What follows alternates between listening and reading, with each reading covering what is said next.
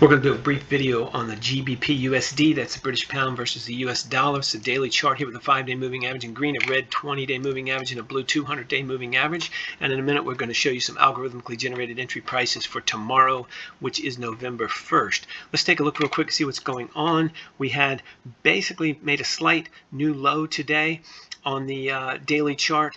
We're going to show you here real quick on the hourly. We're still selling off, and it's really interesting because it's now actually approaching the 200-hour moving average, which is where it was back here at the last, let's say, the 21st of October. And you can see we got a decent rally, but it continues to sell off, which is kind of strange. The whole movement in these currencies are kind of strange.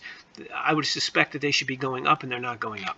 I don't think that they're overbought, and so I don't see a reason for them to sell off, but that's what's happening. It's consistent with my analysis, but it is confusing. So we have a hourly chart where the 20-hour is above the price, the 5 hours above the price, and it's headed right to the 200-hour. We can expect a bounce off of this level right here, this 1.14, and if we don't get that bounce and we get down here to the 1.13, that's not good for this currency. It's negative. I don't see how this currency can overcome interest rates in the United States being so much higher than the British pound, but it does look like it's probably going to bounce off here. And so I'm going to say, for entertainment purposes only, that we're going to see 1.14 on this currency probably tomorrow.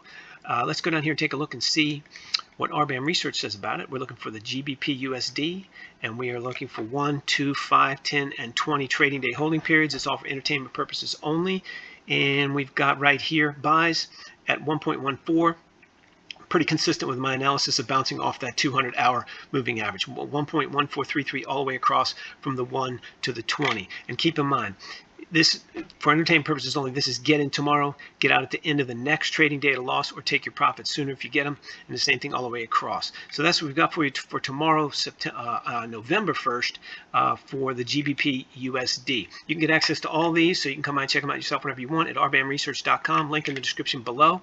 No credit card required. Access is free. Follow the link to RBAM Research. Put your email address in there and get signed up for immediate access to 190 stocks, the major forex pairs, BTC crypto, and the most liquid futures contracts, all by 7 a.m. the morning of. And if you come by, everything but crypto is usually available after 6 p.m. the evening before, crypto 8 p.m. the evening before usually, but definitely all by 7 a.m. the morning of.